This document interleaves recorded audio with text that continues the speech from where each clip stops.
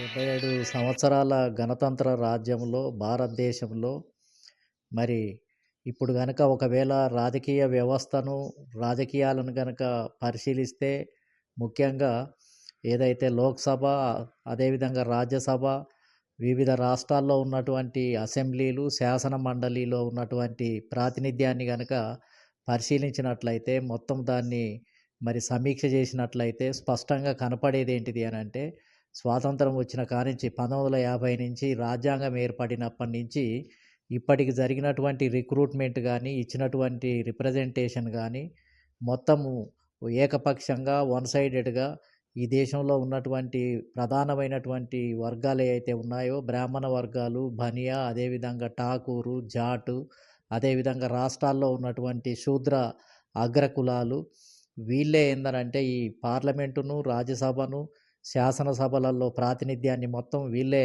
కబ్జా పెట్టినట్టుగా మొత్తం వీళ్ళ ఆధిపత్యంలోనే, వీళ్ళ పరిపాలనలోనే, వీళ్ళ కనుసన్నల్లోనే ఈ పరిపాలన అంతా కూడా జరుగుతుంది. వాళ్ళే కుప్పలు, తెప్పలుగా మొత్తం పార్లమెంటు సభ్యులుగా, ఎమ్మెల్యేలుగా, ఎంపీలుగా వాళ్ళే గెలుస్తున్నారు అనే దానికి నిదర్శనం. మొత్తం డేటా అంతా పరిశీలిస్తే మొత్తం వాళ్ళతోటే నిండిపోయింది.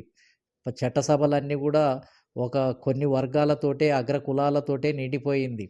ఈ దేశంలో మరి 50% పైగా ఉన్నటువంటి బీసీలు, ఈ బీసీలలో ఎక్కువ జనాభా కలిగినటువంటి బీసీలు, ఎంబీసీ కులాలు, బాగా వెనుకబడినటువంటి కులాలు, సంచార బీసీ కులాలు, ఈ దేశంలో 10% పైగా ఉన్నటువంటి ముస్లింలు, క్రిస్టియన్లు, సిక్కులు, అదేవిధంగా మహిళలు, ఇన్ని వర్గాలకు ఏంటిది అని అంటే ఈ దేశంలో ప్రాతినిధ్యమే లేదు. అంటే చట్టసభలలో, శాసనసభలలో కూర్చునే అవకాశమే లభించలేదు. అంటే కేవలం ఇది ఈ భారతదేశంలో ప్రజాస్వామ్యము అనేది, చట్టసభలు అనేది కొన్ని వర్గాల, కొన్ని కులాల యొక్క గుత్త సొమ్ములాగా మారిపోయింది. వాళ్ళే చర్చించుకుంటున్నారు, వాళ్ళే చట్టాలు చేస్తున్నారు, వాళ్ళే మొత్తం సంపద అంతా కూడా అనుభవిస్తున్నారు, వాళ్ళకు అనుకూలమైనటువంటి విధానాలను చేసుకుంటున్నారు. ఫలితంగా ఈ దేశంలో ఏంటిది అనంటే సమానత్వానికే తావు లేకుండా పోయింది. కొన్ని వర్గాలే ఈ దేశాన్ని పరిపాలిస్తే ఇది ప్రజాస్వామిక దేశమని ఏ విధంగా పిలుస్తాం మనం? అదేవిధంగా దీన్ని ఏ విధంగా సమానత్వం ఉందని పిలుస్తాం? కాబట్టి దేశంలో ఏందనంటే మరి బానిసత్వమే ఏర్పడింది. 80% ఉన్నటువంటి ప్రజలు, 85% ఉన్నటువంటి ప్రజలు రాజకీయ బానిసత్వంలోనే ఉన్నటువంటి పరిస్థితి ఉంది.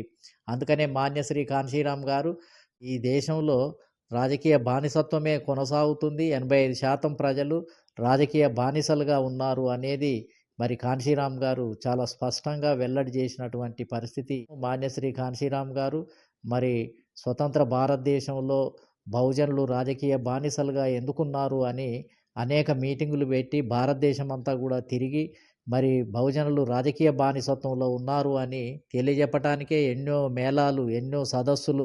మరి ఇప్పుడు సరైనటువంటి ప్రాతినిధ్యం లేకపోతే ఈ ప్రాతినిధ్యాన్ని కల్పించాల్సినటువంటి బాధ్యత మన మీద ఉంది, రాజకీయ పార్టీల మీద ఉంది, ఈ రాజకీయ నాయకుల మీద కూడా ఉంది. ఎంతకాలమని ఈ విధంగా కొనసాగిస్తాం? 85% ప్రజలను రాజకీయ బానిసత్వంలో ఉంచుతూ ఈ దేశాన్ని ఎంతకాలం కొనసాగిస్తారు?